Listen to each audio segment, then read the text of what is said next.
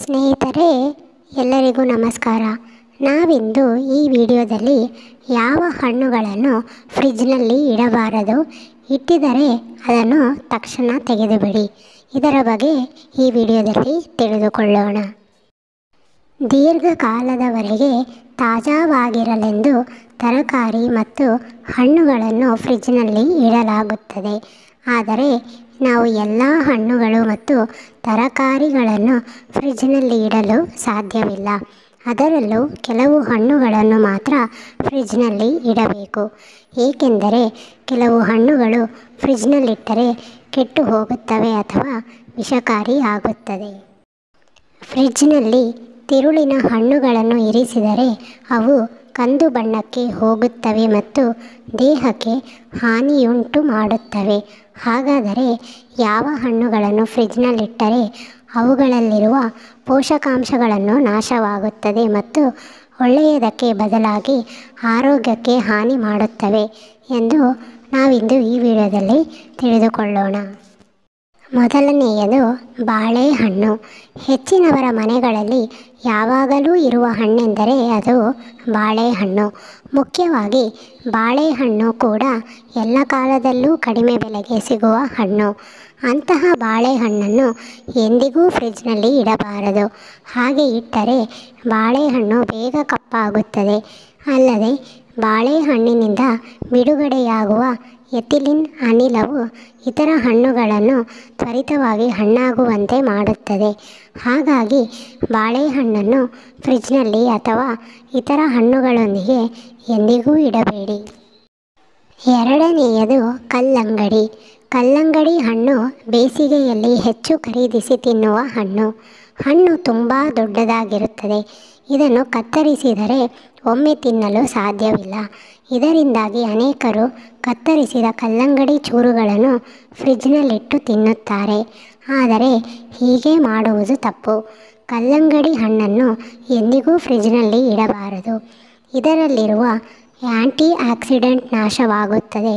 ಹಾಗಾಗಿ ಮುಂದಿನ ಬಾರಿ ಈ ತಪ್ಪು ಮಾಡಬೇಡಿ. ಮೂರನೆಯದು ಸೇಬು ಹಣ್ಣು. ಬಾಳೆಹಣ್ಣಿನ ನಂತರ ಹೆಚ್ಚಿನವರು ಖರೀದಿಸಿ ತಿನ್ನಬಹುದಾದ ಹಣ್ಣು ಸೇಬು.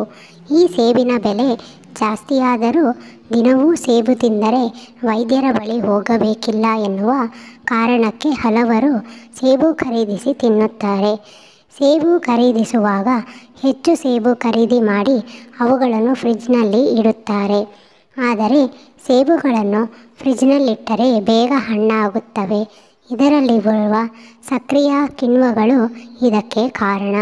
ಹಾಗಾಗಿ ಸೇಬನ್ನು ಯಾವಾಗಲೂ ಫ್ರಿಡ್ಜ್ನಲ್ಲಿ ಇಡಬೇಡಿ. ಸೇಬಿನ ಹೊರತಾಗಿ ಪ್ಲಮ್, ಚೆರ್ರಿ ಮತ್ತು ಪೀಚ್ಗಳಂತಹ ಹಣ್ಣುಗಳನ್ನು ಸಹ ಫ್ರಿಡ್ಜ್ನಲ್ಲಿ ಇಡುವುದನ್ನು ತಪ್ಪಿಸಬೇಕು. ನಾಲ್ಕನೆಯದು ಮಾವು. ಮಾವಿನ ಹಣ್ಣನ್ನು ಎಂದಿಗೂ ಫ್ರಿಡ್ಜ್ನಲ್ಲಿಡಬಾರದು. ಹಾಗೆ ಇಟ್ಟುಕೊಂಡರೆ ಹಣ್ಣಲ್ಲಿರುವ ಆ್ಯಂಟಿ ಆಕ್ಸಿಡೆಂಟ್ ನಿಧಾನವಾಗಿ ಕಡಿಮೆಯಾಗತೊಡಗುತ್ತದೆ ಮತ್ತು ಮಾವಿನ ಹಣ್ಣಿನಲ್ಲಿರುವ ಪೋಷಕಾಂಶಗಳು ಸಹ ಕೆಡಲು ಪ್ರಾರಂಭಿಸುತ್ತವೆ. ಹಾಗಾಗಿ ಈ ತಪ್ಪನ್ನು ಎಂದಿಗೂ ಮಾಡಬೇಡಿ. ಐದನೆಯದು ಲಿಚಿ. ಲಿಚಿ ಬೇಸಿಗೆಯಲ್ಲಿ ಹೆಚ್ಚು ಲಭ್ಯವಿರುವ ಹಣ್ಣು. ಈ ಲಿಚಿ ಹಣ್ಣು ತುಂಬ ರುಚಿಯನ್ನು ಹೊಂದಿರುತ್ತದೆ. ಅನೇಕರು ಈ ಹಣ್ಣನ್ನು ಖರೀದಿಸಿ ಕೆಡದಂತೆ ಫ್ರಿಡ್ಜ್ನಲ್ಲಿಡುತ್ತಾರೆ.